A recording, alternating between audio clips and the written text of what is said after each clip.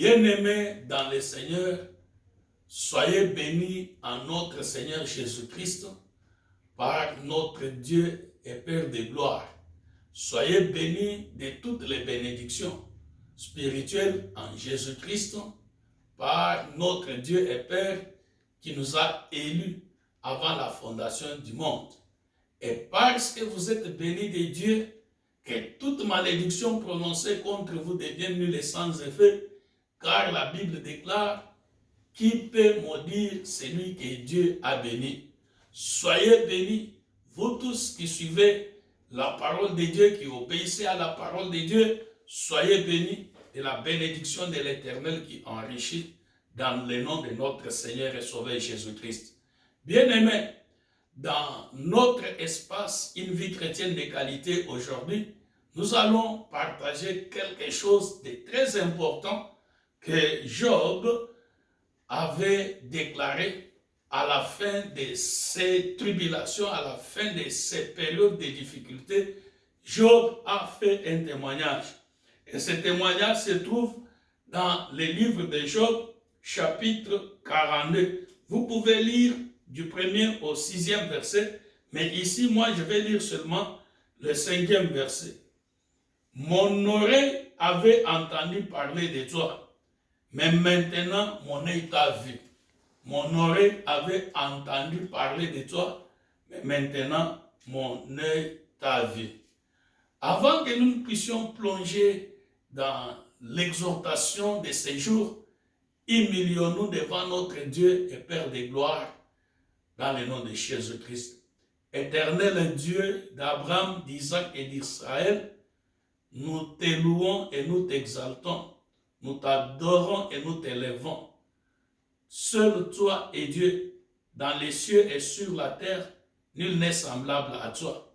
Nous te supplions, règne dans nos cœurs, règne dans nos vies, et laisse que tu envoies ta parole en Jésus-Christ par la puissance du Saint-Esprit pour nous faire connaître ta volonté.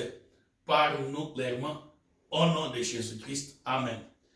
Bien-aimés dans le Seigneur, le verset que nous avons lu aujourd'hui est une proclamation puissante de Job.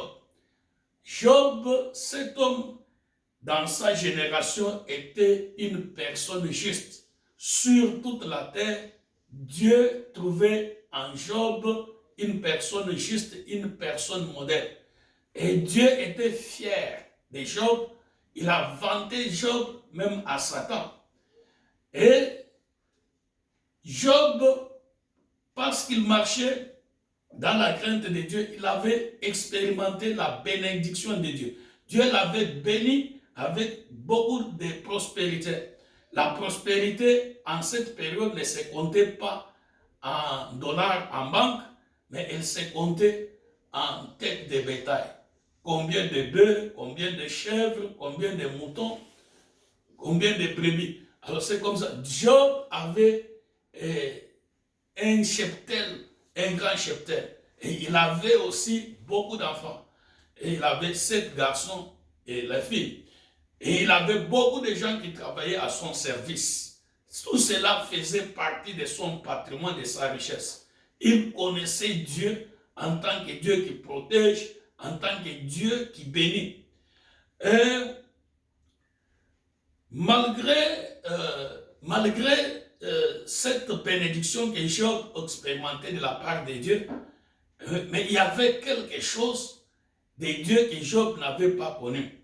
Il a fallu que Job passe par l'adversité, passe par les difficultés pour connaître le visage, un autre visage de Dieu.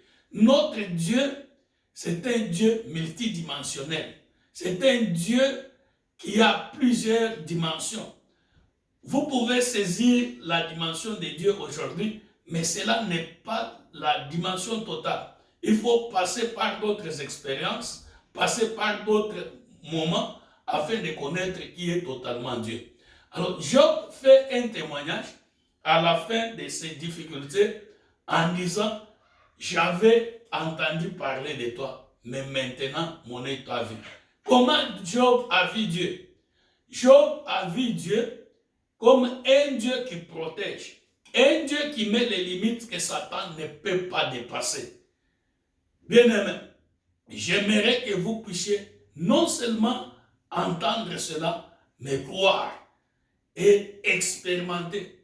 Parce que quand vous croyez, Dieu va le faire. Et expérimenter que Dieu là, notre Dieu, c'est le Dieu qui met les limites que l'ennemi ne peut pas franchir.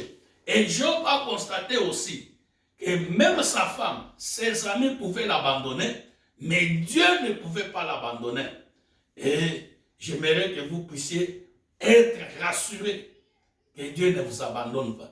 Parfois, quand nous passons par des moments d'adversité, des moments de difficultés, nous pensons que Dieu ne nous a pas abandonnés. Dieu n'abandonne pas. Il est celui qui avait suivi Shadrach, Meshach, Abednego dans la fournaise ardente. C'est lui qui avait suivi Daniel dans la fosse au lion. Ces dieux-là ne vous abandonneraient pas.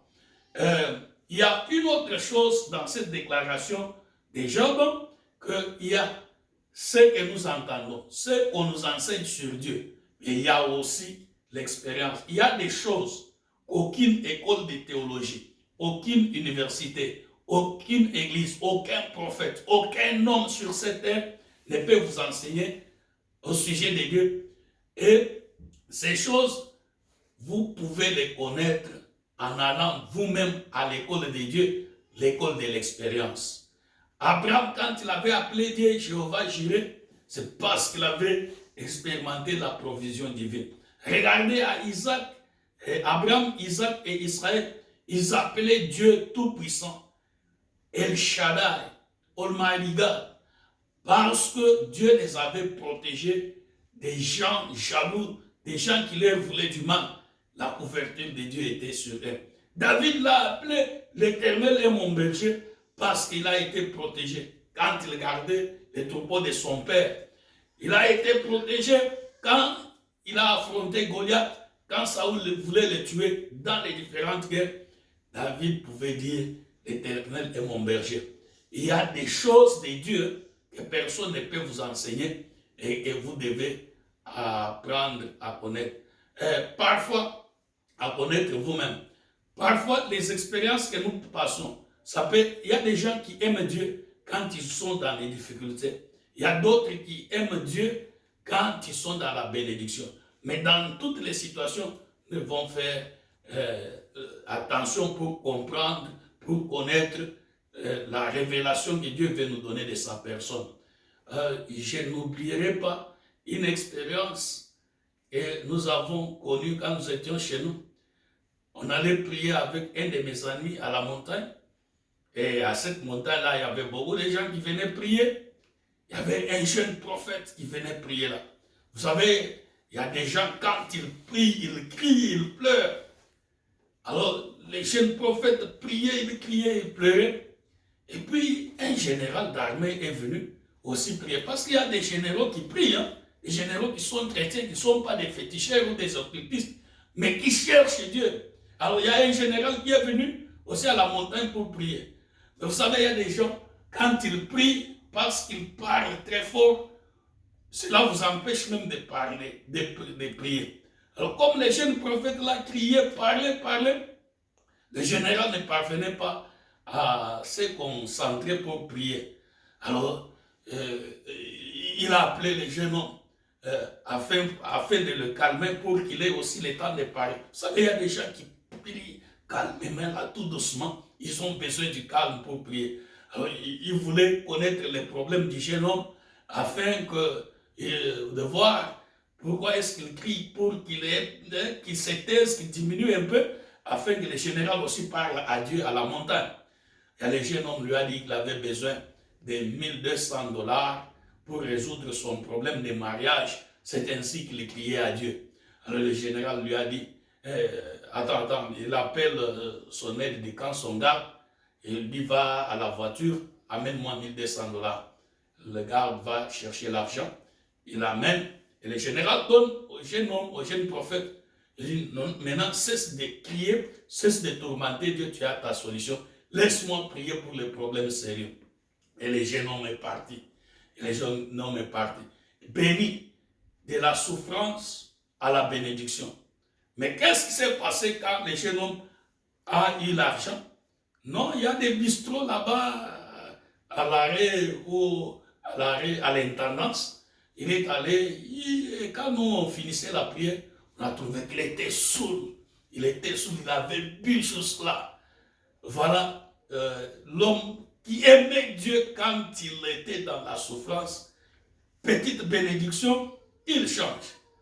Job dit, j'avais entendu parler de toi, maintenant je t'ai vu, mon œil t'a vu.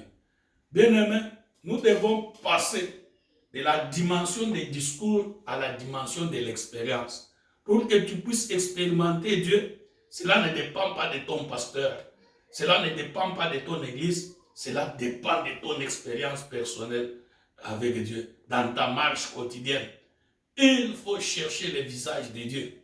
Seigneur, que veux-tu m'apprendre de toi dans cette situation? Afin tu feras un témoignage. Ton histoire sera un témoignage.